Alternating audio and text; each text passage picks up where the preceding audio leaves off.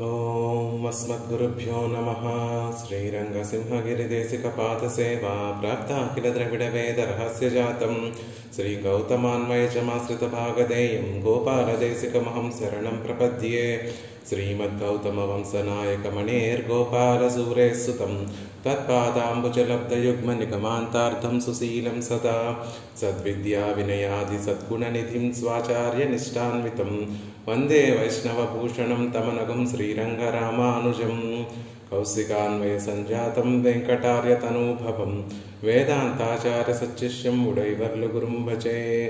శ్రీశైలేశ ఇత్యాది ప్రణతోస్మి నిత్యం స్వాదయన్నిహ సర్వేషాం త్రయ్యంతార్థం సుదుర్గ్రహం స్తోత్రయామాస యోగీంద్రహతం వందే యామునాహ్వయం. యత్పదాంబోరుహధ్యాన విధ్వస్తాశేషకల్మషః వస్తుతాముపయాతోహం యామునేయం నమామి తం. నమో నమో యామునాయ యామునాయ నమో నమః. నమో నమో యామునాయ యామునాయ నమో నమః. శ్రీమత్కృష్ణ సమాప్పాయ నమో యామునసూనవే యత్కటాక్షైకలక్ష్యాణాం సులభ శ్రీధర సదా.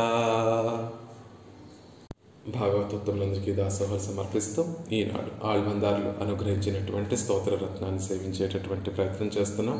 అందులో 19 శ్లోకాలు సేవించినటువంటి వారమయ్యాం. ఉపర్యుపర్ అబ్జభువోపి పూరుషాన్ ప్రకల్ప్యతే ఏ శతమిత్యనుక్రమాత్ గిరహత్వదైకైక గుణావదీప్సయా సదా స్థిత నోద్యమతోతి సేరతే. వేదములు ఈనాటికి కూడా పరమాత్మ అనేక సమస్త కళ్యాణ గుణామృతోదధి అని క్రిందటి శ్లోకంలో చెప్పినటువంటి ఆళ్వందారులు అనేక కళ్యాణ గుణములకి నిలయమైనటువంటి ఆ స్వామిలో ఒక్క గుణానికి కూడా పరిపూర్ణంగా అనుభవించలేనటువంటి వారం అవుతున్నాము. మనమే కాదు, ఆ అవధి గిరులు కూడా అంటే వేదవాక్కులు కూడా ఈనాటికి కూడా ఒక్క కళ్యాణ గుణం యొక్క అవధి చూడాలని ప్రయత్నిస్తూనే ఉంది తప్ప ఆ ప్రయత్నాన్ని పరిసమాప్తి చేసినటువంటిది కాదు. అంటే పరమాత్మలో ఉండేటటువంటి ఆ గుణములు ఆ అనవధిక అతిశయమైనటువంటి గుణములు, అంటే అతిశయించినటువంటి హద్దు లేనటువంటి దానికి హద్దు చివరి ఎక్కడ ఉందో చెప్పలేనటువంటి అనేక సమస్త కళ్యాణ గుణములు కలిగినటువంటి వాడు ఆ సర్వేశ్వరుడు అనేటటువంటి విషయాన్ని మనకి క్రిందటి శ్లోకంలో తెలియజేస్తూ, ఈ భగవంతుడే ఇంత గొప్పవాడైతే భాగవతోత్తముల యొక్క గొప్పతనాన్ని ఈ శ్లోకంలో మనకు అనుగ్రహిస్తున్నారు. ఆయనే ఇంత గొప్పవాడు, ఆయనను ఆశ్రయించినటువంటి వారు కూడా ఎంతో వైభవం కలిగినటువంటి వారు. ఇంకొక రకంగా చూడాలని చూస్తే ఆయనని ఆశ్రయించినటువంటి వారే అంత గొప్పవారైతే వారికన్నా ఎవరినైతే వారు ఆశ్రయించారో అతను ఇంకెంత గొప్పవాడై ఉంటాడు అనేటటువంటి విషయాన్ని ఈ శ్లోకంలో తెలియజేస్తున్నారు. భాగవతోత్తముల యొక్క వైభవాన్ని ఈ శ్లోకంలో తెలియజేస్తూ, అలాంటి భాగవతోత్తములు ఆశ్రయించినటువంటి వాడు పరమ పురుషుడు, అతను ఇంకా గొప్ప వైభవం కలిగినటువంటి వాడు అనేటటువంటి విషయాన్ని త్వదాశ్రితానాం అనేటటువంటి ఈ శ్లోకంలో తెలియజేస్తున్నారు. த்வதாஸ்ரிதானாம் இத்தியாதி கீத் சொன்ன குணங்களுக்கு భోక్తాక్కళానాం ఆశ్రితర్ పెరుమై అరుళి చేయగిరార్. కింద చెప్పబడినటువంటి ఆ కళ్యాణ గుణములన్నిటినీ కూడా అనుభవించేటటువంటి ఆశ్రితులు ఏం చేస్తారు అంటే, ఆయనని చేరిన తర్వాత, ఆయనని ఆశ్రయించిన తర్వాత వారికి ఉండేటటువంటి ఒకే ఒక పని ఏమిటి, వారికి ఉండేటటువంటి ఒకే ఒక లక్షణం ఏమిటి అంటే పరమాత్మలో ఉన్నటువంటి కళ్యాణ గుణాలను నిత్యము అనుభవిస్తూ ఉండడం. వారు అలా ఒక్కొక్క కళ్యాణ గుణాలని తలుచుకుంటూ ఉంటే ఒళ్ళు పులకరించిపోయి వడలు పులకరించిపోయి ఆ స్వరం గద్గదంగా మారిపోయి మనసు కృంగిపోయి శరీర అవయవాలన్నీ కూడా కరిగిపోయేటటువంటి స్థితి కలిగినటువంటి వారు. అలాంటి ఆశ్రితుల యొక్క వైభవాన్ని తెలియజేస్తున్నారు. ఆళ్వారులు లాంటి గొప్ప గొప్ప మహనీయులందరూ కూడా భగవంతుణ్ణి ఆశ్రయించిన తర్వాత ఆయనలో ఉన్నటువంటి ఆ కళ్యాణ గుణాలన్నిటినీ కూడా తలుచుకొని నీరైపోయినటువంటి వారు. మనసంతా కూడా కళ్యాణ గుణాలను తలుచుకుంటే ద్రవించేటటువంటి స్వభావం కలిగినటువంటి ఆశ్రితులు ఎవరైతే ఉన్నారో వారి యొక్క పెరుమై, వారి యొక్క గొప్పతనాన్ని ఈ శ్లోకం ద్వారా అనుగ్రహిస్తున్నారు యామునాచార్యులు వారు.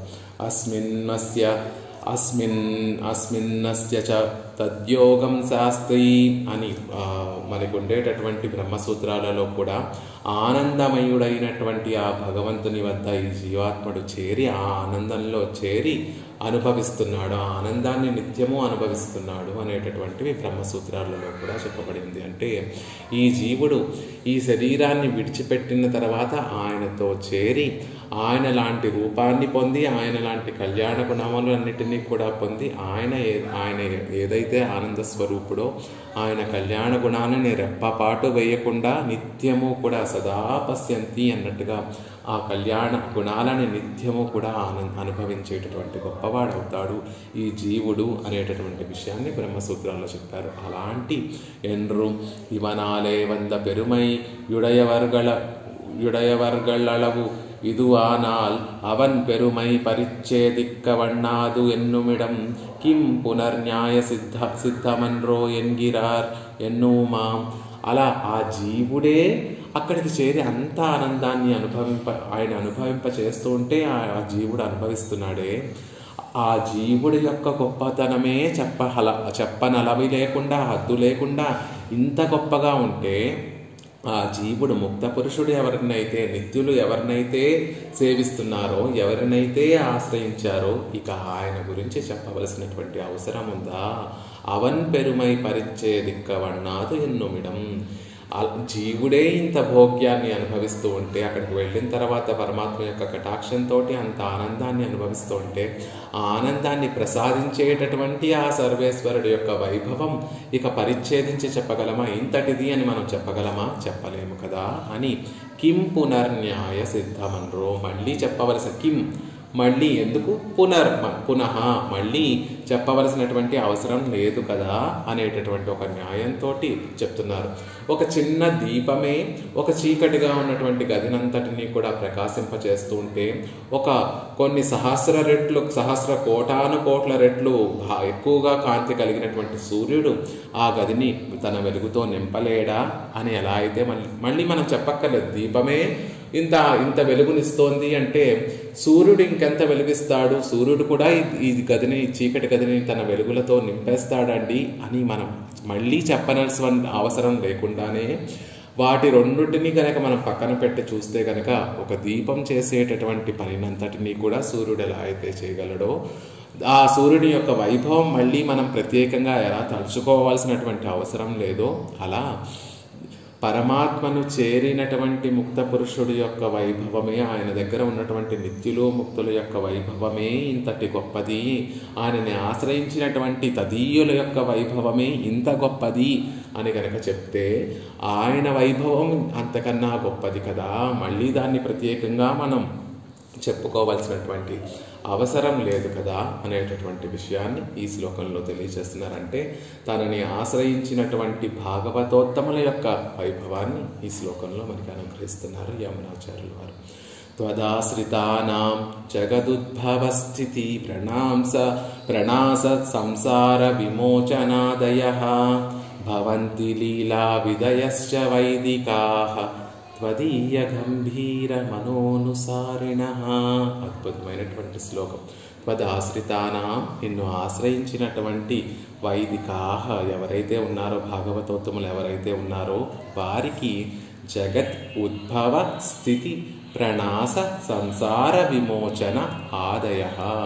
జగత్తును సృష్టించడం, వాటిని రక్షించడం, వాటిని మళ్ళీ లయం చేసి మళ్ళీ ఆ జీవులన్నిటినీ కూడా తన లోపల రక్షించడం, సంసారం నుండి తరింపచేయడం అనేటటువంటి ఇత్యాది పనులు ఏవైతే నువ్వు నిర్వహిస్తూ ఉంటున్నావే అవన్నీ కూడా నీ భక్తులైనటువంటి వారికి కూడా భవంతి లీలాహ, వారికి కూడా అవలీలగా చేయగలిగినటువంటి వారు అవుతున్నారు నీ భక్తులు. నిన్ను ఆశ్రయించినటువంటి వారందరూ కూడా వీటినన్నిటినీ అవలీలగా చేయగలుగుతున్నారు. నువ్వు ఎలా అయితే సృష్టి స్థితి లయములన్నిటినీ కూడా ఎటువంటి శ్రమ లేకుండా అవలీలగా చేయగలుగుతున్నావో నిన్ను ఆశ్రయించినటువంటి వారు కూడా అవలీలగా వారందరికీ ఈ సృష్టించడం, వాటిని రక్షించడం, వాటిని లయం చేయడం, సంసారం నుండి విముక్తి కలిగించడం ఇవన్నీ కూడా వారికి లీలల వంటివే అనేటటువంటి భవంతి లీలా, వారికి లీలలుగా అవుతున్నాయి కదా. విధయశ్చ వైదికాః త్వదీయ గంభీర మనోనుసారిణః. ఆ వేదములు శాస్త్రములు కూడా వారి యొక్క గంభీరమైనటువంటి మనసును అనుసరించే ఆ శాస్త్రములన్నీ కూడా నడుచుకుంటున్నాయి అనేటటువంటి విషయాన్ని ఈ శ్లోకంలో తెలియజేస్తున్నారు. అంటే భాగవతోత్తముల యొక్క నడవడిని అనుసరించి శాస్త్రము నడుస్తుందే తప్ప ఎంత గొప్పవారు అంటే వారు శాస్త్రాన్ని అంతటిని అధ్యయనం చేసి వారు చేసేటటువంటి అనుష్ఠానాన్ని శాస్త్రము అనుసరిస్తూ ఉంటుంది అనేటటువంటి విషయాన్ని ఈ శ్లోకంలో తెలియజేస్తున్నారు. భగవంతుడు ఎలా అయితే సృష్టించడం, రక్షించడం, లయం చేయడం అనేటటువంటిది అవలీలగా చేస్తారో భగవంతుడికి కాదండి, ఆయన తదీయులైనటువంటి ఆయనని ఆశ్రయించి గంభీర మనస్కులైనటువంటి వారికి కూడా ఈ సృష్టించడం, రక్షించడం, ప్రళయంలో జగత్తునంతటినీ కూడా మళ్ళీ ప్రళయ సమయంలో ప్రళయం చేయడం, ప్రళయ సమయంలో వాటిని రక్షించడం, సంసారం నుండి వాటిని జీవుల్ని తరింప చేయడం అనేటటువంటివి ఆ భక్తులకి కూడా చాలా సులభమైనటువంటి పనే. అవన్నీ కూడా అవలీలగా వారు చేసేస్తారు. లీలా భవంతి, వారికి అవి లీలలుగా ఉంటున్నాయి. అంతేకాదండి, శాస్త్రము కూడా ఆ గంభీర మనస్సు కలిగినటువంటి ఆ తదీయులు ఎవరైతే ఉన్నారో వారిని మనసును అనుసరించి శాస్త్రము నడుస్తుంది అనేటటువంటి విషయాన్ని తెలియజేస్తున్నారు. ఇది బాగా కొంచెం మనకి ఆ రెండవ విషయం మనకి బాగా అర్థం అవ్వాలి అంటే, శాస్త్రము వారిని అనుసరించి నడుస్తుంది అనేటటువంటి విషయం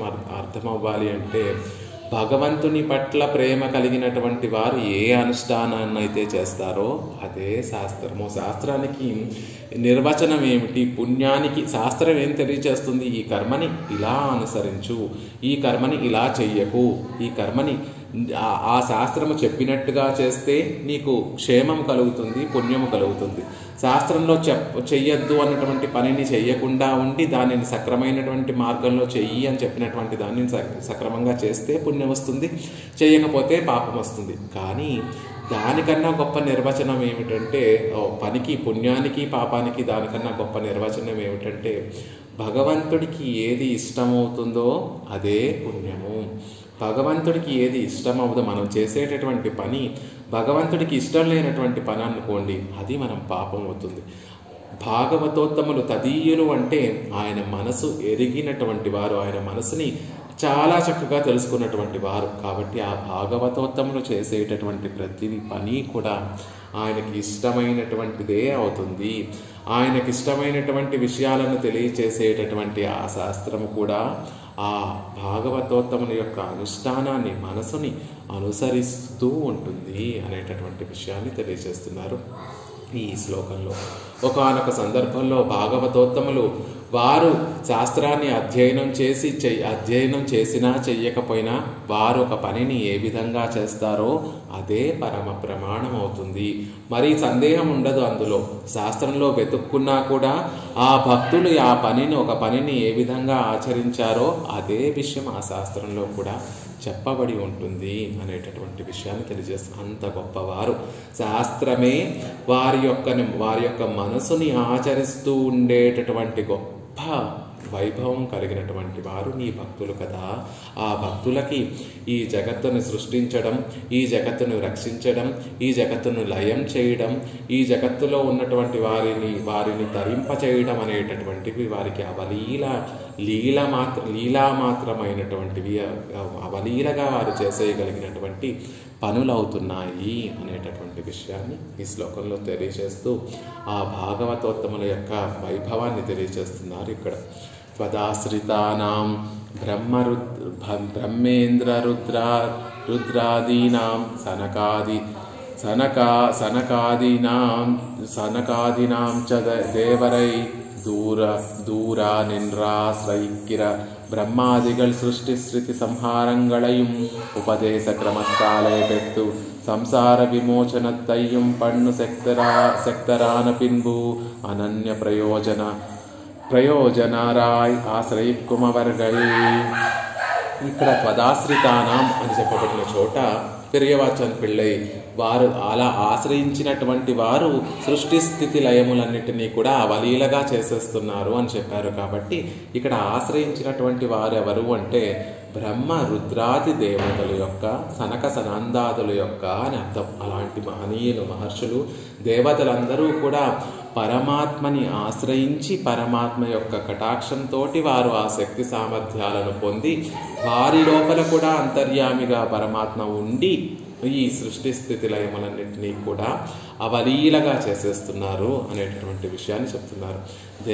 దేవరీర్ దేవరై దూర నిన్రాశ్రయిక్కిరా, ఆ పరమాత్మకి దూరంగా ఉండి ఆశ్రయించినటువంటి ఈ బ్రహ్మ మొదలైన రుద్రుడు మొదలైనటువంటి వారందరూ కూడా సృష్టి స్థితి సంహారంగడయం సృష్టిని రక్షించడము, దానిని ఉపక్రమం లయం చేయటం అనేటటువంటివి ఉపదేశ క్రమత్తాలే పెద్దు. ఉపదేశ క్రమంలో అంటే పరమాత్మకి ఎలా చెయ్యాలో పరమాత్మ వారికి ఉపదేశం చేస్తే ఆ ఉపదేశ క్రమంలో వారు పొందినటువంటి వారై సంసార విమోచనత్తయ్యం పన్నశక్తరాన పింబు సంసార విమోచనం కూడా చేయడంలో సమర్థులైనప్పుడు అనన్య ప్రయోజనాయ్ ఆశ్రయిక్కుమవర్గల్ అనన్య ప్రయోజనులై ఆ భగవత్ కైంకర్యాన్ని తప్ప వేరొక ప్రయోజనాన్ని ఆశించినటువంటి వారు వారికి ఇవన్నీ కూడా ఇంకా లీలగా అవుతాయి అనేటటువంటి అనాయాసంగా చేయగలిగి ఉంటారు అనేటటువంటి విషయాన్ని చెప్తున్నారు. అంటే బ్రహ్మరుద్రాది దేవత బ్రహ్మ, ఇంద్రుడు, రుద్రుడు, పరమాత్మ వీరు ముగ్గురికి 3 కార్యాలను ఒప్పచెప్పాడు. చతుర్ముఖ బ్రహ్మకేమో సృష్టి చేయమనేటటువంటి ఒక పనిని పరమాత్మ అనుగ్రహిస్తే, ఇంద్రుడికేమో ఈ జగత్తునంతటినీ కూడా పరిపాలించమనేటటువంటి ఒక అధికారాన్ని ఇంద్రుడికి ప్రసాదించి లయము సమయం ఒక కాలం ఆసన్నమైనప్పుడు ఈ లోకాలన్నిటినీ కూడా మళ్ళీ నాశనం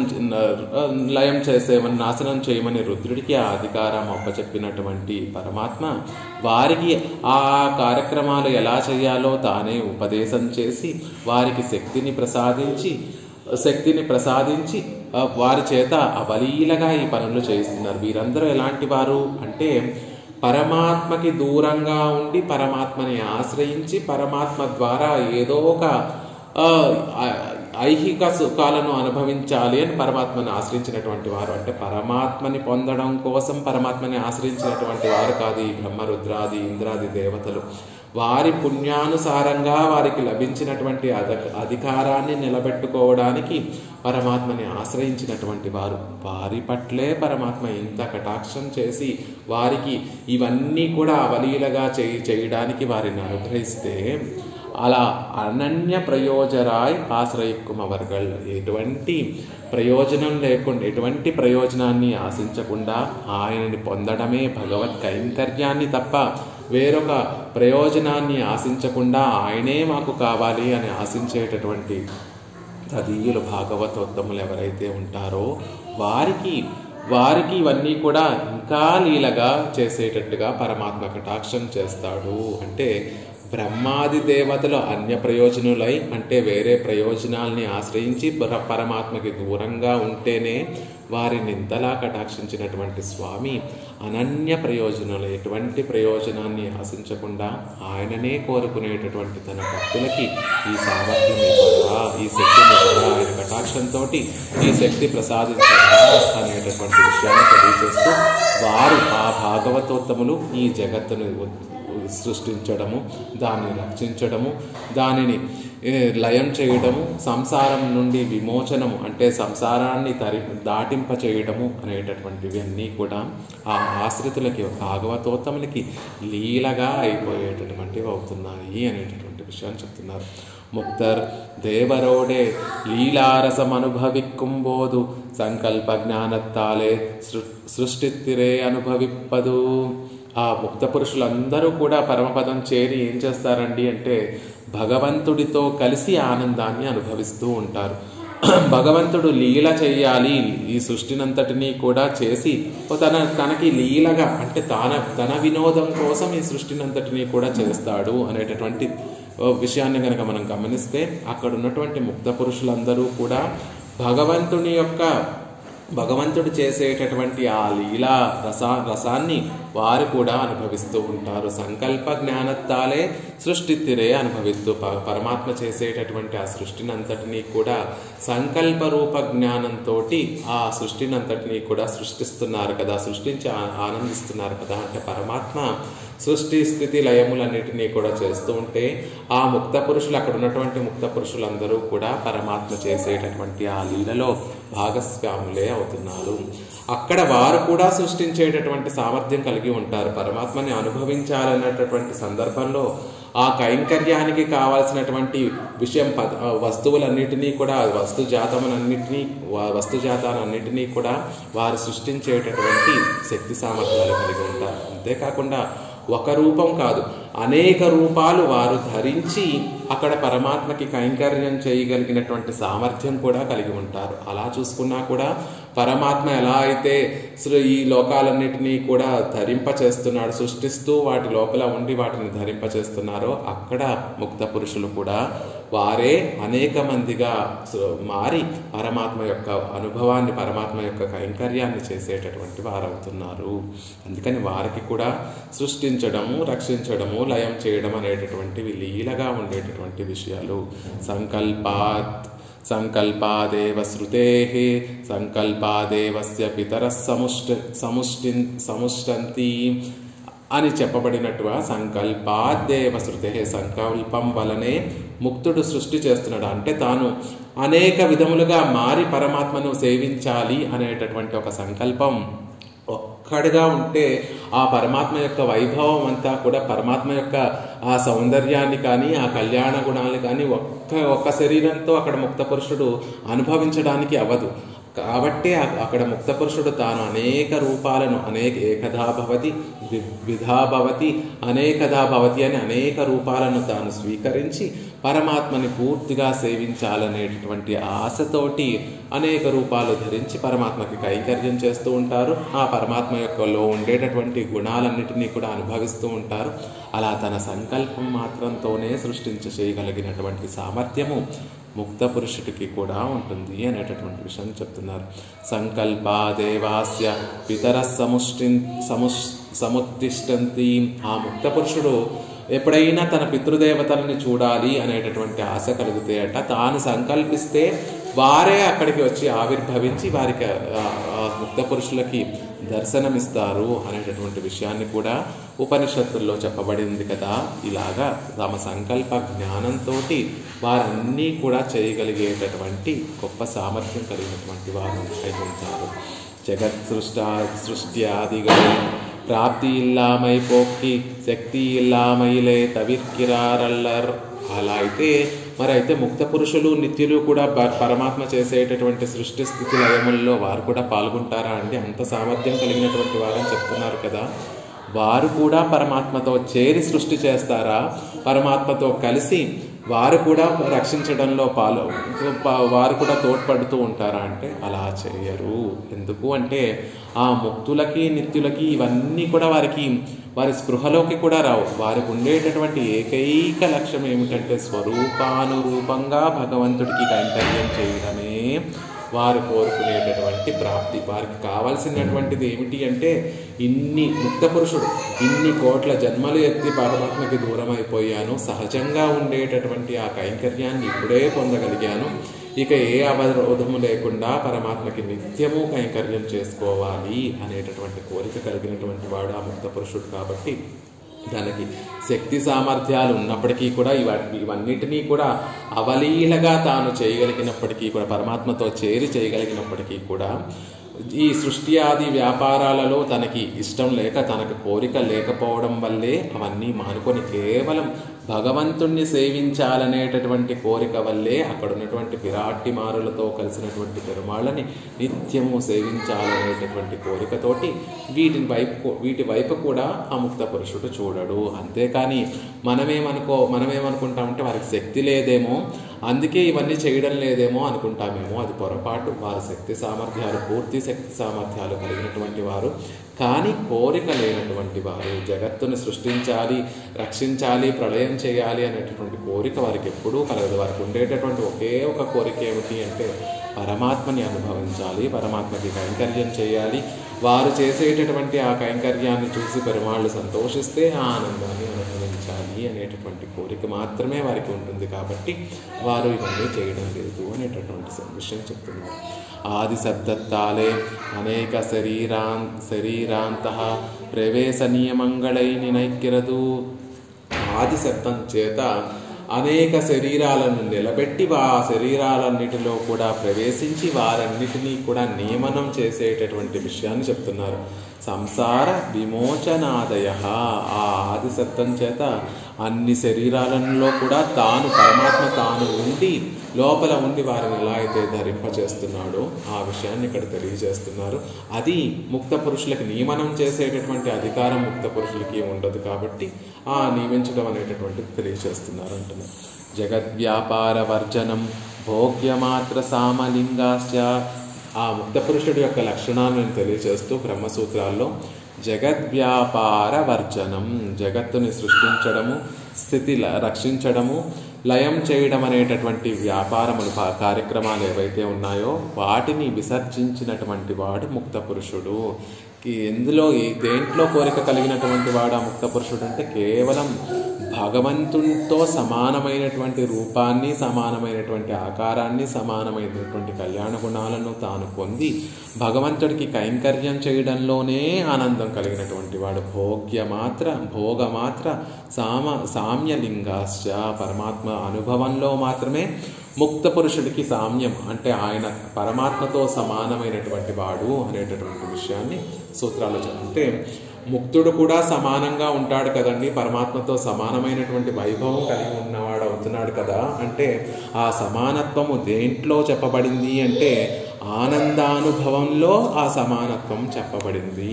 అంతే తప్ప సృష్టి ఆది వ్యాపారాలు చేయడంలో ఆ సమానత్వం చెప్పబడలేదు. సృష్టించడం, స్థితిని, జీవుల్ని నియమించడం అనేటటువంటి ఇవన్నీ కూడా పరమాత్మ మాత్రమే చేస్తాడు. కానీ ఆ పరమపదంలో ఆనందాన్ని అనుభవించడం మాత్రం ఇద్దరూ సమానంగానే అనుభవిస్తారు ఆ ఆనందాన్ని అని చెప్తున్నారు. అలా తన భక్తులు తదీయులు ఎవరైతే ఉన్నారో వారందరికీ కూడా జగత్ ఉద్భవ స్థితి ప్రణాశ సంసార విమోచనాదయ భవంతి లీలాహ. ఆ ముక్త పురుషుడు తనకి ఇష్టం లేక ఈ సృష్టి ఆది ఆ వ్యాపారాలు చేయడం లేదే తప్ప ఆయనకి సర్వశక్తి సమర్థుడు. బ్రహ్మ ఇంద్రాది రుద్రాది దేవతలే భగవంతుడికి దూరంగా ఉండి భగవంతుణ్ణి ఆశ్రయించి ఏదో ప్రయోజనం కోసం ఆశించినటువంటి ఆ దేవతలనే పరమాత్మ కటాక్షిస్తే వారు అవలీలగా వ్యాపారాలన్నీ కూడా చేస్తూ ఉంటే తనకి ఇంకా ఇష్టమైనటువంటి అనన్య ప్రయోజనులైనటువంటి తన తదీయులు ఇవన్నీ చేయలేరా? చేయగలరు. వారికి ఇవన్నీ కూడా అవలీలగా ఒక లీలగా ఉంటాయి అనేటటువంటి విషయాన్ని తెలియజేస్తున్నారు. కానీ ఎందుకు చేయరు వారికి అంటే వారు అనన్య ప్రయోజనులు కాబట్టి, అంటే పరమాత్మ తప్ప మరేమీ అక్కర్లేదు కాబట్టి, పరమాత్మని సేవించడమే వారికి కావాల్సినటువంటి పరమ పురుషార్థం కాబట్టి అనేటటువంటి విషయాన్ని తెలియజేశారు. అథవా జగదుద్భవ స్థితి ప్రణాశ సంసార విమోచనాదయ లీలాః త్వదాశ్రితానాం భవంతి. ఇంకొక రకంగా దీన్ని కనుక మార్చి చెప్పాలి అంటే ఇంకొక యోజన చేయాలి. జగద్ ఉద్భవ స్థితి ప్రణాశ సంసార విమోచనాదయ లీలాః త్వదాశ్రితానాం భవంతి అంటే పరమాత్మ ఈ వ్యాపారాలన్నీ కూడా సృష్టించడము, రక్షించడము, ప్రళయం చేయడము, సంసారంలో ఉన్నటువంటి వారందరినీ కూడా తరింపచేయడం అనేటటువంటి ఈ లీలలన్నీ కూడా ఎవరి కోసం చేస్తున్నాడండి అంటే ఆ భాగవతోత్తముల కోసమే చేస్తున్నాడు స్వామి అనేటటువంటి విషయం తెలియజేస్తున్నారు. ముముక్షు സൃഷ്ടയാവിരേ സൃഷ്ട്യാദികൾ നിരതിശയ ഭോഗ്യത്തയെ ಸ್ವರೂಪಮಾಗ ಇರುಕ್ಕ ಸಂಸಾರ ವಿಮೋಚನಮಾಗಿರದು ఆశ్రితార్థమాగవిరే. ఇక్కడ చేసేటటువంటి అన్నీ కూడా వారి కోసమే చేస్తున్నాడు అనేటటువంటి విషయం చెప్తున్నారు. ముముక్షువులు ముముక్షువులని సృష్టించాలనేటటువంటి ఇచ్ఛతోనే కదా పరమాత్మ సృష్టిని రక్షించడము, లయం చేయడం అనేటటువంటి వ్యాపారాలు చేస్తున్నాడు. అంటే ఒక్కరైనా ఈ సృష్టిలో ఒక్కరైనా మోక్షమునందు ఇచ్చ కలిగి ఉండి తనను చేరి తనకు కైంకర్యం చేయాలని తలుస్తారేమో అనేటటువంటి ఆశతోటి పరమాత్మ ప్రతిసారి సృష్టి చేస్తూ ఉంటాడు. అలా సృష్టి చేసిన తర్వాత ఆ జీవకోటిలో కొంతమంది తన మీద ఇచ్చ కలిగి తన మీద ప్రేమ కలిగి వారందరూ పరమాత్మను చేరుకుంటూ ఉంటారు. ఆ తర్వాత మళ్ళీ కొంత సమయానికి ఇంకెవరూ తన దగ్గరికి రారేమో అనేటటువంటి విషయం తెలుసుకున్నటువంటి పరమాత్మ మళ్ళీ ఆ సృష్టిని అంతటినీ కూడా లయం చేసేసి మళ్ళీ ఇంకొక కొంతమంది జీవులకి అవకాశం ఇద్దాము అని వారికి చక్కగా చెప్పినట్టుగా వినేటటువంటి కర్ణ కళేబరాలు ప్రసాదించి, శాస్త్రాన్ని ప్రసాదించి, తానే అవతారాలు ధరించి వచ్చి వారికి చూపించి ఆ విషయాలన్నింటినీ కూడా ఎందుకు చేస్తున్నాడు, ఇంత శ్రమ ఎందుకు పడుతున్నాడు అంటే ఇవన్నీ కూడా లీలగా ఎందుకు చేస్తున్నాడు, ఈ లీలలన్నింటినీ కూడా ఎందుకు చేస్తున్నాడు అంటే తనని ఆశ్రయించడం కోసం, ఆ జీవులందరూ కూడా ముముక్షువులు అవ్వడం కోసము, మోక్షమునందు ఇచ్చ కలిగి భగవత్ కైంకర్యాన్ని చేసుకోవాలి అనేటటువంటి కోరిక కలగడం కోసం ఇవన్నిటినీ కూడా చేస్తున్నాడు, ఈ లీలలన్నింటినీ కూడా చేస్తున్నాడు పరమాత్మ అనేటటువంటి విషయం చెప్తున్నారు. సృష్టి నిరతిశయ భోగ్యత్వత్తయే స్వరూపమాగ ఇరుక్క నిరతిశయ భోగ్యత్వమే స్వరూపంగా ఉండగా సంసార విమోచనం అనేటటువంటిది ఆశ్రితుల కోసం కదా చేయబడుతోంది. సంసారం నుండి వారిని సంసారం నుండి వారిని పైకి తీసుకురావడం అనేటటువంటిది వారి కోసమే చేస్తున్నాడు పరమాత్మ. ఈ సృష్టిని అంతటినీ కూడా ఒక్కరైనా జీవుడు నా వైపు తిరగకపోతాడా, వారి ఆ జీవుణ్ణి సంసారం నుండి పైకి తీసుకొచ్చి నా దగ్గరికి చేర్చుకోలేకపోతానా అనేటటువంటి ఆశతోటి ఇవన్నీ కూడా పరమాత్మ చేస్తున్నాడు. ఆది శబ్దత్తాలే తదర్థమాగ అనేక అవతారంగల్ తిరుక్కురువైల్ అనేక పరిగ్రహాదిగల్.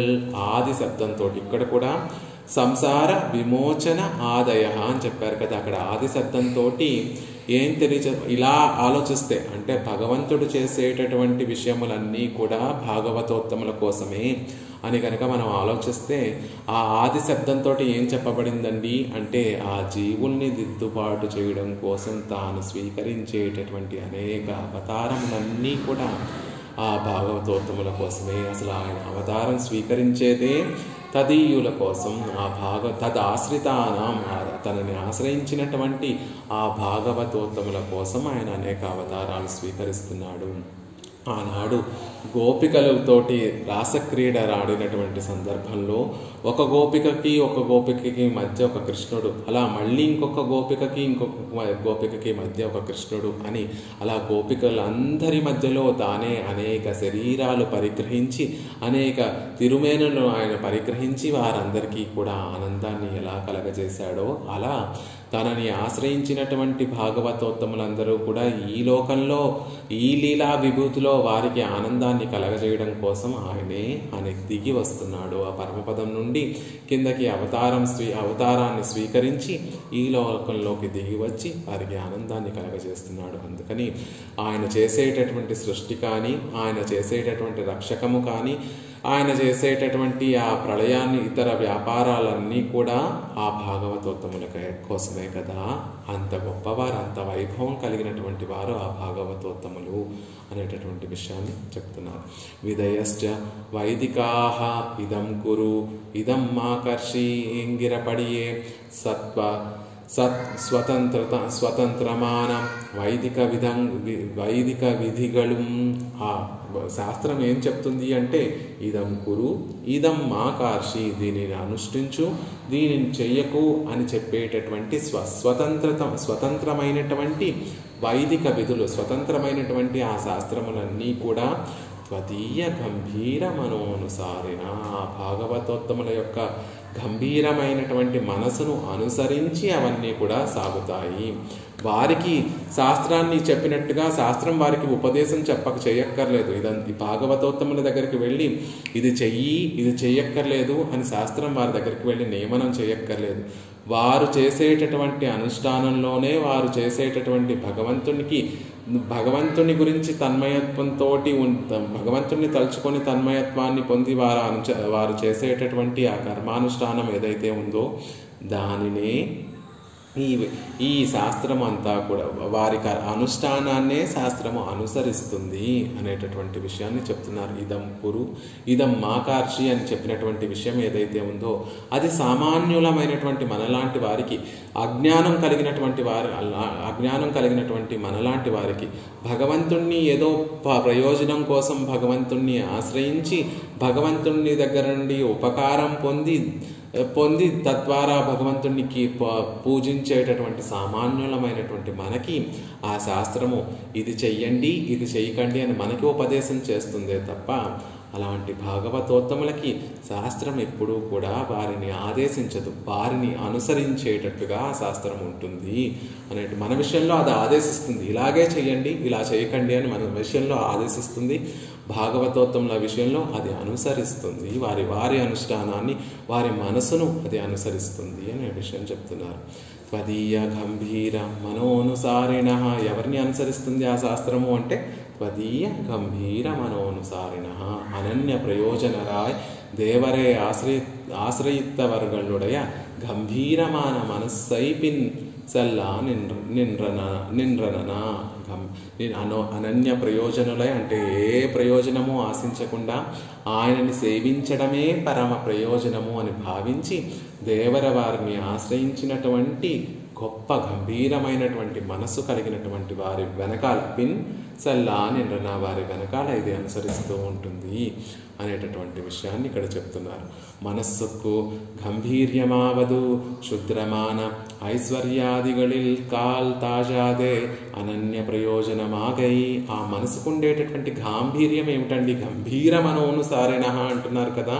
ఆ విశేషణము గాంభీర్యం దేన్ని తెలియచేస్తుంది అంటే క్షుద్రమైనటువంటి పురుషార్థాల పట్ల కాలు పెట్టకుండా, క్షుద్రమైనటువంటి పురుషార్థాలలో కాలు పెట్టకుండా అంటే ఐశ్వర్యాన్ని కానీ ఆనందాన్ని కానీ ఆరోగ్యాన్ని కానీ సంసార సుఖ సంపదల్ని కానీ సౌఖ్యాన్ని కానీ కోరుకోకుండా ఆయననే కోరుకునేటటువంటి వారు, అది గాంభీర్యం. ఆ మనసుకు ఆ భాగవతోత్తముల మనసు గంభీరంగా ఉంటుంది అంటే ఆ గాంభీర్యం ఏమిటి అంటే ఆయననే లౌకికంగా ఉండేటటువంటి విషయాలను పురుషార్థాలను కోరుకోకుండా ఆయననే పరమ ప్రయోజనంగా ఉండేటటువంటి అనన్య ప్రయోజనమాగై అనన్య ప్రయోజనాన్ని ఆ గాంభీర్యమైనటువంటి మనసు తెలియజేస్తోంది అంటున్నారు.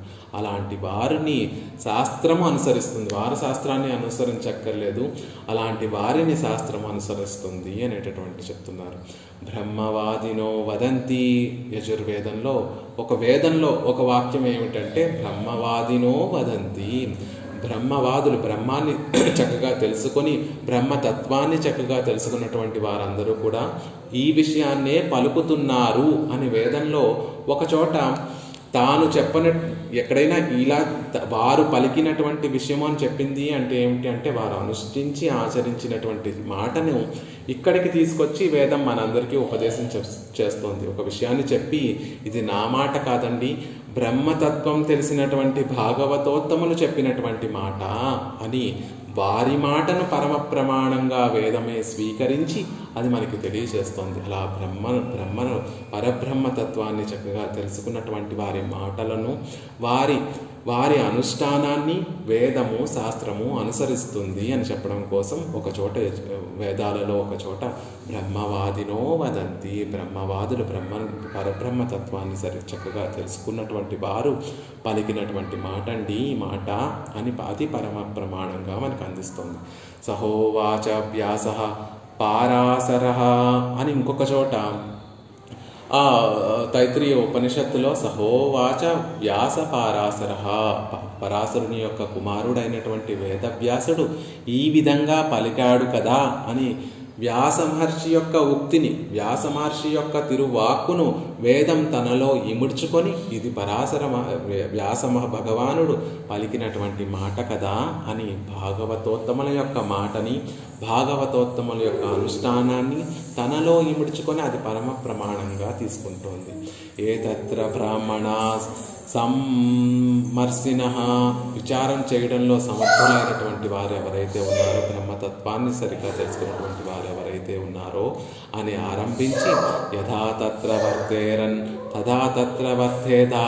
మనకి ఏదైనా విషయంలో అనుమానం కలిగింది, శాస్త్రం అంతా కూడా అధ్యయనం చేశాము, వేదాలలో చెప్పబడినటువంటి విషయాన్నంతటినీ కూడా అధ్యయనం చేశాము, చక్కగా విచారం చేయగలిగినటువంటి సమర్థులైనటువంటి వారమయ్యాము. ఇది లౌకికంగా లాజికల్గా అవుతుందా అవదా, శాస్త్రంలో ఇంకెక్కడెక్కడెక్కడ ఎవరెవరు ఎలా ఆచరించి చూపించారు అనే పరమ ప్రమాణాలన్నీ కూడా చూస్తున్నాము. చివరికి ఒక సందేహం, ఎంత విచారం చేసినా కూడా తెలియడం లేదు, ఒక విషయం ఎలా ఆచరించాలో శాస్త్రాలన్నీ కూడా ఎంత తిరగేసినా కూడా మనకి ఆ విషయం తెలియకపోతే అప్పుడు ఆ శాస్త్రమే చెప్తుంది యథా తత్ర వర్తేరన్ తదా తత్ర వర్తేరా. అప్పుడు మీకు దగ్గరగా ఉండేటటువంటి మీరుండే చోట ఎవరో ఒక భాగవతోత్తములు ఉంటారు కదా, మహనీయులు ఉంటారు కదా, అంటే పరమాత్మ పట్ల అవ్యాజమైనటువంటి ప్రేమ కలిగినటువంటి మహనీయులు, ఆయనే పరమ ప్రయోజనంగా కలిగినటువంటి భాగవతోత్తములు ఎవరైనా ఉంటే వారు ఏ విధంగా ఆ విషయాన్ని చేశారో ప్రవర్తించారో, మీరు చేయాలనుకున్నటువంటి కార్యక్రమం వారు ఎలా ఆచరించారో అదే అలాగే నువ్వు ఆ సందర్భంలో అలాగే ప్రవర్తించు అనేటటువంటి విషయాన్ని శాస్త్రంలోనే చెప్పబడింది. శాస్త్రంలో ఎంత శాస్త్రాన్ని వెతికినా నీకు ఒక పని ఎలా చేయాలో తెలియనటువంటి స్థితిలో అదే ఒక క్లాజ్ ఇచ్చింది, శాస్త్రమే ఒక కండిషన్ ఇచ్చింది. ఎంత ఆలోచించినా, ఎంత శాస్త్రాన్ని అధ్యయనం చేసినా నీకు ఒక విషయం ఎలా ఆచరించాలో తెలియనటువంటి సందర్భంలో మీరు ఉండే చోట మహనీయులు ఎవరైనా ఉంటే వారు ఆ పనిని ఏ విధంగా చేశారో, ఆ సందర్భంలో ఎలా ప్రవర్తించారో నువ్వు కూడా అలాగే ఆ సందర్భంలో ఆ పనిని ఆ విధంగానే చెయ్యి అని ఆ శాస్త్రమే చెప్పింది అనేటటువంటి విషయాన్ని చెప్తున్నారు. நினைத்தொரும் சொல்லுந்தொரும் நெஞ்சிடிந்துகும் என்று భగవద్ విషయத்தில் అళవు అవగాహియాదార్కు. ఎవరైతే ఇలా ఉండరో, భగవంతుని తలుచుకున్నప్పుడల్లా కూడా ఒళ్ళు పురుకరి తలచినప్పుడంతా కూడా పలికేటప్పుడంతా కూడా మనసు భగ్నమై ద్రవించకుండా నినైదొరుం సొల్లుం తొరుం నెంజిడిందుగుం అని ఆ భగవంతుని గురించి తలుచుకుంటే, ఆయన మాటలు పలికితే మనసు ద్రవించకుండా ఎవరి మనసు అయితే ఉంటుందో వారి పట్ల కదా వేదము శాసించింది, ఇలా చెయ్యి అని వారి విషయంలో వేదం చెప్పింది. అంతే తప్ప ఎవరైతే ఆ భగవంతుణ్ణి తలుచుకొని పారవస్యంతో కరిగి ద్రవమైపోతూ ఉంటారో, ఎవరు ఆ పరమాత్మ విషయాన్ని తలుచుకుంటే ఆనంద అశ్రువులు జారువారుతాయో, ఎవరి స్వరం గొంతుకు గత్తుకపడి గద్గద స్వరంతో భగవంతుని యొక్క నామాన్ని సేవిస్తూ ఉంటారో, ఎవరు నిత్యము భగవంతుని యొక్క వైభవాన్ని తలుచుకుంటూ ఆడుతూ పాడుతూ ఒళ్ళు తెలియకుండా నృత్యాలు చేస్తూ నేల మీద పడి పొర్లుతూ భగవంతుని యొక్క వైభవాన్ని తలుచుకుంటూ ఉంటారో వారి విషయంలో శాస్త్రము ఇలా చేయండి ఎప్పుడూ కూడా ఆదేశించలేదు. ఎవరు ఆ భగవంతుని విషయంలో ఇలా ఉండరో, ఎవరికి మనసులో భగవంతుణ్ణి తలుచుకుంటే ఎవరి మనసు భగ్నమవు ద్రవించకుండా ఉంటుందో వారి పట్లే వేదము ఈ విషయాలన్నింటినీ కూడా తెలియజేసింది. ఏ విషయాలు? ఇది ధాసితవ్య, పరమాత్మని ధ్యానించండి. ఆత్మ ధ్యానించదగినటువంటిది. ఆత్మలో వేయించేసి ఉన్నటువంటి ఆ పరమాత్మ, అంతర్యామిగా ఉన్నటువంటి ఆ పరమాత్మ ధ్యానించదగినటువంటి వాడు. విజ్ఞాయ ప్రాజ్ఞాం కుర్వీత, జ్ఞానం కలవారైనటువంటి బ్రాహ్మణులు ఆ పరమాత్మను తెలుసుకోవడానికి ధ్యానించాలి. ఆత్మానం ధ్యాయిత, పరమాత్మని ప్రణవం అనేటటువంటి అక్షరంతో ధ్యానించాలి అనేటటువంటి ఇవన్నీ కూడా వారికి విధించింది శాస్త్రము. వేదములు ఎవరికి ఇవన్నీ కూడా నువ్వు పరమాత్మ గురించి ధ్యానించు, పరమాత్మ ఎవడో ఆ తత్వం ఏదో తెలుసుకొని ఆయన కళ్యాణ గుణాలని చక్కగా ధ్యానించు, మనసులో నిత్యము కూడా ఆయన కళ్యాణ గుణాలని తలుచుకో, ఇలా చెయ్యి అని ఎవరికి చెప్పింది అంటే, ఎవరికైతే మనసులో ఆ భగవంతుణ్ణి తలుచుకుంటే ఆ ఆనందం కలగదో, మనసు కరిగిపోదో, ఆ శరీరం గగురుపాటుతోటి పులకరించదో, ఎవరికైతే భగవంతుణ్ణి తలుచుకుంటే ఆనంద అశ్రువులు రావో వారి విషయంలో నిధిదాసితవ్య. భగవంతుణ్ణి ధ్యానించు, భగవంతుడి గురించి తెలుసుకో, భగవంతుడి గురించి విను, భగవంతుని యొక్క చేష్టితములను తెలుసుకో, ఆయన కళ్యాణ గుణములన్నింటినీ కూడా తెలుసుకో, ఆయనని ధ్యానం చెయ్యి, ఆయన చక్కటి రూపాన్ని మనసులో ఇముడ్చుకో నింపుకొని ఆయన కళ్యాణ గుణాలను తలుస్తూ ఆయనని ధ్యానం చెయ్యి అనేటటువంటి విషయము సామాన్యులైనటువంటి మనకి అవి చెయ్యి చెయ్యి చెయ్యి అని శాస్త్రం మనని ఆజ్ఞాపిస్తుంది తప్ప తదీయులైనటువంటి వారికి, ఎవరికైతే భగవంతుని నామం చెప్తే భగవంతుని యొక్క కళ్యాణ గుణాలు తలుచుకుంటే మనసు ద్రవించి నీరైపోతుందో వారికి కాదు కదా అనేటటువంటి విషయాన్ని చెప్తున్నారు. స్వదీయమాన గంభీర మనస్సై అనుసరియానింద్రన ఎన్రో మాం శృతి మమైర్వాజ్ఞ. ఆ గంభీరమైనటువంటి, దీన్ని ఇంకొక విధంగా కూడా చెప్పాలి అంటే గంభీరమైనటువంటి మనసు, స్వామి యొక్క త్వదీయమాన గంభీర మనస్సై నీ యొక్క గంభీరమైనటువంటి మనస్సునే వేదవాక్యములను అనుసరిస్తున్నాయి కదా. శాస్త్రము అంటే ఇంకొకటి ఏమీ కాదు, ఆయన శృతులు స్మృతులు ఇవన్నీ కూడా ఆయన యొక్క ఆజ్ఞ అని ఎలా అయితే పరమాత్మ చెప్పుకున్నాడో అలా ఆ శాస్త్రములన్నీ కూడా భగవంతుని యొక్క మనసుని అనుసరిస్తూ సాగుతున్నాయి అనే విధంగా కూడా దీనిని యోచన చేయొచ్చు అనేటటువంటి విషయం చెప్తుంది. ఇంకొక విధంగా దాన్ని అర్థం చేసుకోవాలి అంటే ఆ గంభీరమైనటువంటి మనస్సు నీది స్వామి, నీ మనసుని అనుసరిస్తూ ఈ వైదిక వాక్యములన్నీ కూడా వైదిక విధులన్నీ కూడా సాగుతున్నాయి. అలాంటి వారు, నిన్ను ఆశ్రయించినటువంటి వారు నీకు ఆనందాన్ని కలగజేసేటటువంటి వారు కాబట్టి, నీ మనసును తెలుసుకొని దానికి ఇష్టంగా ప్రవర్తించేటటువంటి వారు కాబట్టి భాగవతోత్తములు అందరూ తప్పనిసరిగా ఆ వైదిక విషయాలు, వైదిక విధులన్నిటినీ కూడా తప్పక ఆచరించి తీరుతారు అనేటటువంటి విషయాన్ని ఇంకొక రకంగా తెలియజేస్తున్నారు. మొదటిగా ఏం చెప్పారు అంటే ఆయనని ఆశ్రయించినటువంటి భాగవతోత్తములందరికీ కూడా జగత్తును సృష్టించడము, స్థితి రక్షించడము, లయము చేయడము అనేటటువంటి సంసారం నుండి తరింప చేయడం, విమోచనము చేయడము అనేటటువంటి విషయములన్నీ కూడా ఆయనకి ఎలా అయితే సులభంగా, ఆయనకి కాదు ఆయనని ఆశ్రయించినటువంటి వారికే అవన్నీ కూడా చాలా తేలికైనటువంటి లీలలు, సులభమైనటువంటి లీలలుగా ఉంటాయి అని చెప్పడం ద్వారా వారికే అంత అవలీలగా అయ్యేటటువంటి పనులైతే ఇంకా పరమాత్మ విషయం చెప్పవలసి ఉందా అనేటటువంటి విషయాన్ని తెలియజేస్తున్నారు. అలా కాకుండా భగవంతుడు ఈ లీలలన్నిటినీ కూడా సృష్టించడము, రక్షించడము, మళ్ళీ ప్రళయం చేయడం అనేటటువంటి లీలలన్నీ కూడా వారి కోసమే చేస్తున్నాడు అనేటటువంటి ఇంకొక యోచనతో ఎలా చెప్పినా కూడా అక్కడ ఇంపార్టెన్స్ ఎవరికి ఇవ్వబడింది, గొప్పతనం ఎవరికి కలిగింది అంటే భాగవతోత్తములకే. భాగవతోత్తములు అవలీలగా ఇవన్నీ చేయగలుగుతున్నారు దేనికి అంటే ఆయనని ఆశ్రయించి వారికి అంత వైభవం ఉంది కాబట్టి అనేటటువంటి విషయాన్ని చెప్తున్నారు. రెండో యోచన ప్రకారం పరమాత్మ అసలు ఇంత కష్టపడటం దేనికండి అంటే అదిగోండి ఆ భాగవతోత్తముల కోసము అని చెప్పడం ద్వారా ఆ భాగవతోత్తముల యొక్క వైభవాన్ని చెప్పారు. ఇక గంభీర వేదంలో చెప్పబడినటువంటి ఆ విషయములన్నీ, శాస్త్రంలో చెప్పబడినటువంటి ఆ అనుష్ఠానములన్నీ కూడా మామూలు సామాన్యులైనటువంటి మనందరికీ కూడా శాస్త్రం ఆజ్ఞాపిస్తుంది. ఇది చెయ్యండి, ఇది చేయకండి, భగవంతుణ్ణి ధ్యానించండి, భగవంతుని రూపాన్ని మనసులో నింపుకోండి, భగవంతుని యొక్క కళ్యాణ గుణాలను మీరు నిత్యము ఆ మనసులో తలుచుకోండి అని మనలాంటి వారికి, సామాన్యంలో అయినటువంటి మనందరికీ కూడా శాస్త్రం ఆజ్ఞాపిస్తూ ఉంటుంది. కానీ భగవంతుణ్ణి ఆశ్రయించినటువంటి గొప్ప హృదయం కలిగినటువంటి వారు, ఎలాంటి హృదయం, ఆయన నామం చెప్తేనే మనసు కరిగిపోయేటటువంటి వారు,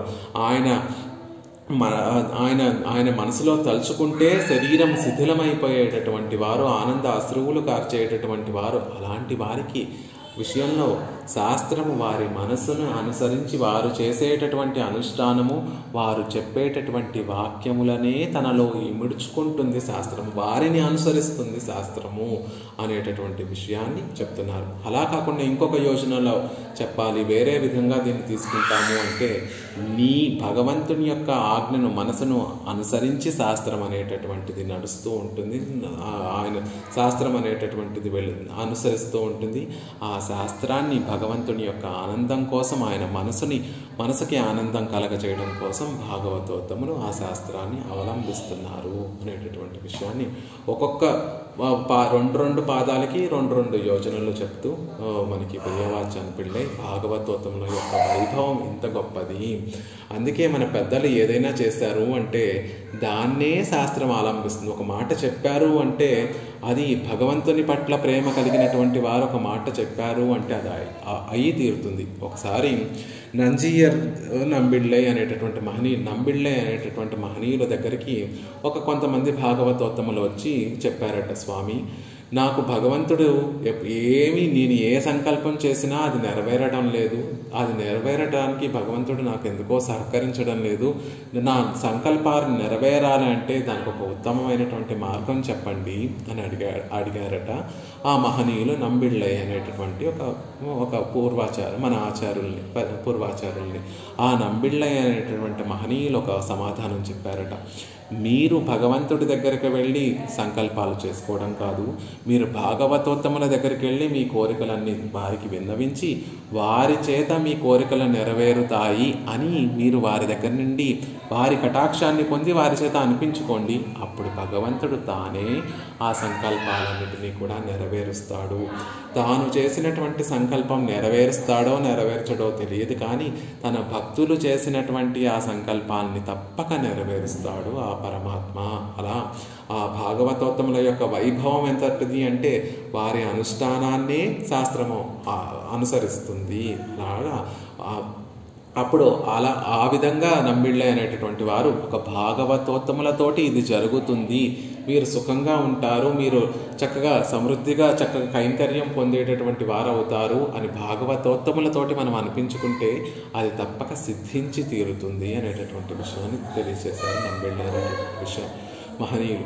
ఆ విషయాన్ని మనం అనేక చోట్ల చూడొచ్చు. భగవద్గీతలో కృష్ణ పరమాత్మ తనని ఆశ్రయించినటువంటి భక్తులు ఎప్పుడూ కూడా చెడిపోరు అని తాను ప్రతిజ్ఞ చేయకుండా అర్జునుడి చేత ఆ ప్రతిజ్ఞను చేయిస్తాడు. ఆ భగవద్గీతనంతటినీ కూడా వింటున్నటువంటి అర్జునుడి చేత, ఓ అర్జున నువ్వు ప్రతిజ్ఞ చేయి, కృష్ణ పరమాత్మని ఆశ్రయించినటువంటి వారెవ్వరూ కూడా చెడిపోరు అని నువ్వు ఒక చక్కటి ప్రతిజ్ఞ చెయ్యి అని అర్జునుడి ద్వారా ప్రతిజ్ఞ చేయిస్తాడు. ఎందుకంటే తాను చేసినటువంటి ప్రతిజ్ఞ నెరవేర్చుకుంటాడో నెరవేర్చుకోడో తెలియదు, కానీ తన భక్తులు చేసినటువంటి ప్రతిజ్ఞను మాత్రం నెరవేర్చి తీరుతాడు.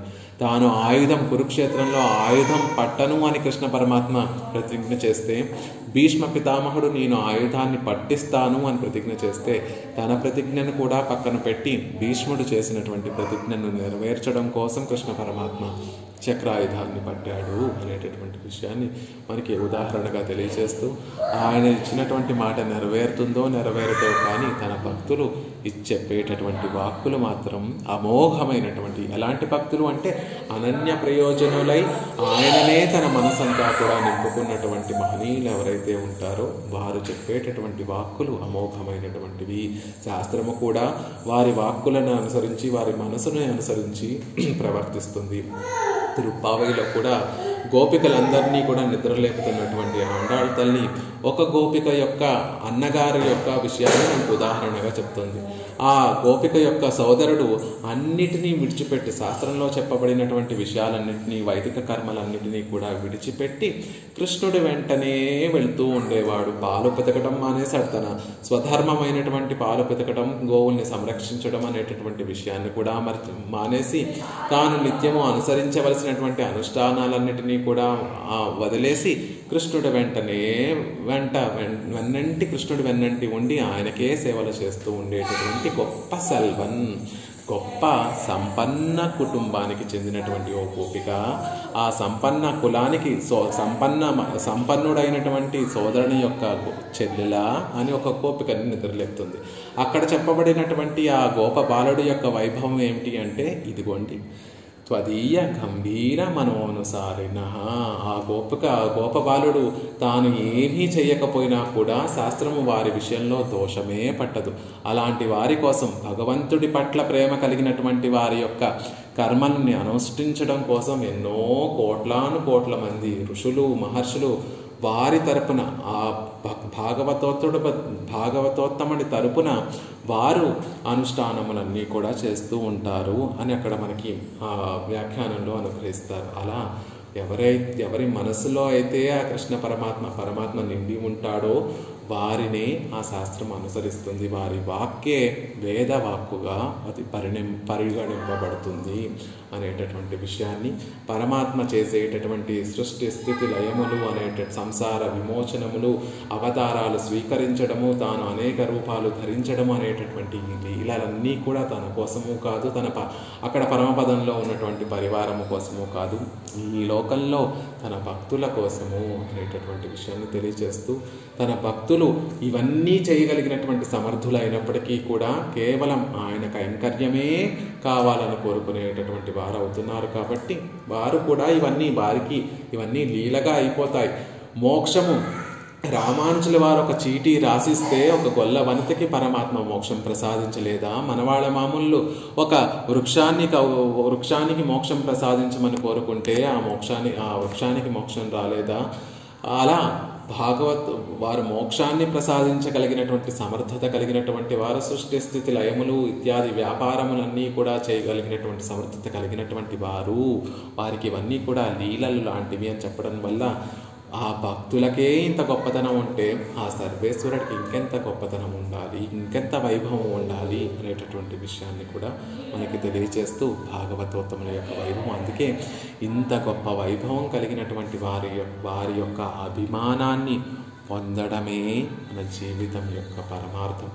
ఎవరి మనసుని శాస్త్రం కూడా అనుసరిస్తుందో అలాంటి తదీయుల మనసులో వారితోటి వీరు మనవారు, మన పట్ల కొంచెం అభిమానం వారికి కలిగినా మనం తరింపబడతాము. వారి కటాక్షంతోనే మనకి ఆ శ్రీమన్నారాయణుడు పరమపదాన్ని ప్రసాదించేటటువంటి వాడవుతున్నాడు అనేటటువంటి విషయాన్ని మనకి తెలియజేస్తూ, అలాంటి భాగవతోత్తములని ఎప్పుడూ కూడా మనం సేవిస్తూ ఉండాలి.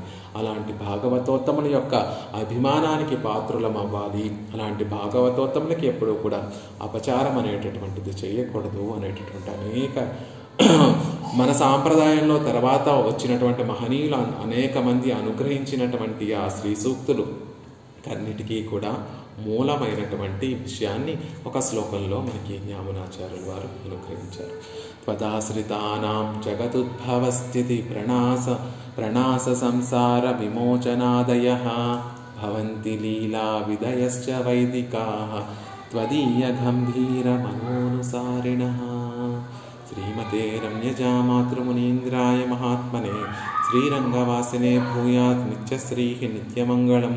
సఠారేటిరాత్ ప్రోక్తత్రయంతార్థప్రదాయినే స్మదాచార్యవర్యాయ గోపాలార్యాయ మంగళం.